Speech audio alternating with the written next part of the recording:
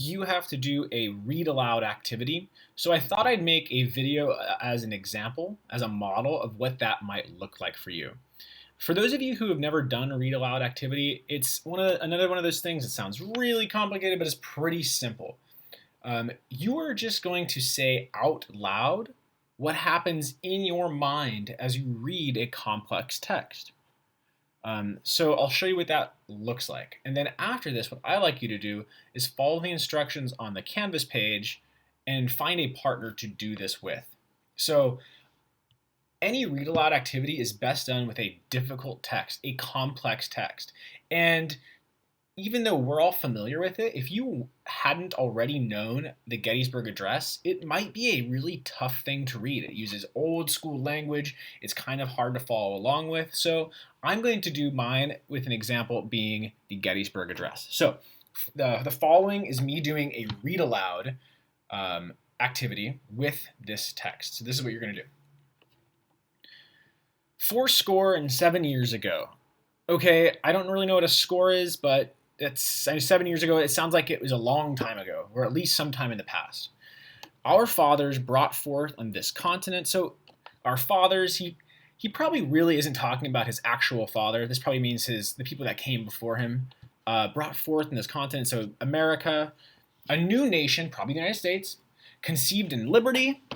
Okay, we know the founding fathers loved liberty and dedicated to the proposition that all men are created equal. Okay, I know that's what they say, but that's not really true. They really mean like, rich white guys. But they say all men are created equal. Oh, and they don't include women in that. Also interesting. Okay, let's keep going. Now we are engaged in a great civil war. Okay, I know the Civil War. I've heard of it. I've studied it. I know it was North and South. It was over slavery. Testing whether that nation or any nation so conceived, so United States, so conceived and so dedicated, meaning in this idea that all men are created equal in liberty, okay, can long endure. We are met on a great battlefield of that war. Okay, so he's giving the speech on the battlefield. I think that's what he means by that. We have come to dedicate a portion of that field. So to dedicate, that means like to, I don't know, to like make a monument or something. I'm not totally sure. A portion of that field as a final resting place. So a cemetery. He's dedicating a cemetery as a final resting place for those who here gave their lives that the nation might live. Okay, so that's interesting. He's making the cemetery for the fallen soldiers on the battlefield itself. And this is kind of maybe a dedication to them. It is altogether fitting and proper that we should do this. Okay, interesting. But in a larger sense, we cannot dedicate. Okay, that's odd if he's dedicating a cemetery, saying we can't dedicate. I don't know. Let's see where he's going with this. We cannot consecrate. Ooh, that's like a fancier word for dedicate. We cannot hallow. So hallow. I don't know. That sounds really like almost religious to me, like almost sacred, right? Like how you think of hallowed ground, it's like sacred ground. This ground. The brave men, living and dead, who struggled here. Okay, the soldiers who fought in the war, and I know that brave men, they're like the North, the South, the guys in blue facing off against the guys in gray, who struggled here, meaning they fought a battle, have consecrated it far above our poor power to add or detract. Okay, so that's interesting. They've already consecrated it. They've already dedicated it.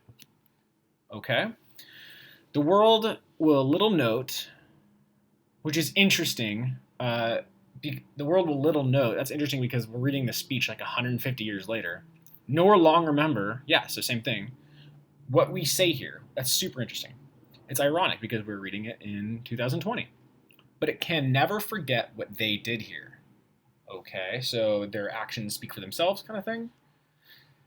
It is for us, the living, okay, so people who have lived to see the end of the battle, rather, to be dedicated here to the unfinished work which they who fought here have thus so far nobly advanced. That is a tough sentence. So they've already done a lot to this cause, and all we have to do is I don't know, what do we have to do?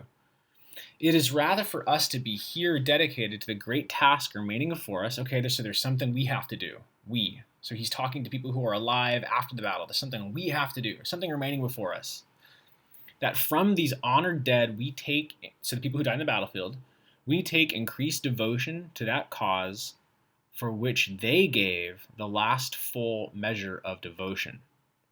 Okay, so if we want to really dedicate this as a cemetery, if we want to really, make this hallowed ground, we have to take increased devotion. So we have to involve ourselves to the cause that they died for, the last full measure of devotion.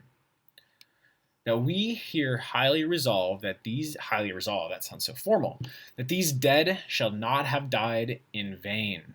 Ooh, so these soldiers who were killed in the battlefield should not have died in vain, meaning that their cause should not be for nothing, right? They can't have just all these people who died in this battlefield, it can't be for nothing.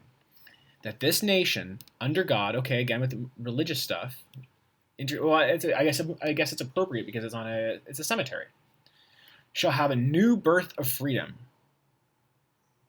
and that the government of the people, I know that the United States is a government of the people, by the people, meaning that they make the government, and for the people, meaning that it's for them, nobody else, shall not perish from the earth. So United States needs to keep existing.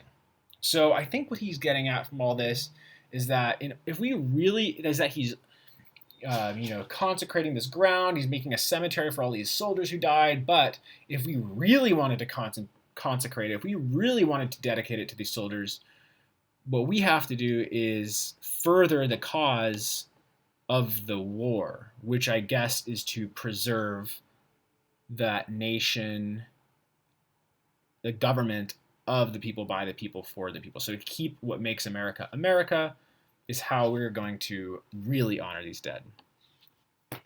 Okay, so that took a really long time. It's a complex text. This is like a couple hundred words, but it took us a few minutes to get through it. So although it seems really slow, this is really how I'd like you to do a read aloud. You're concentrating on the thoughts that pop up into your head as you read, and instead of holding them inside, you just say them out loud. Okay, so read the instructions for how you are going to do this. Thanks for watching, and please don't hesitate to reach out with questions. Thanks.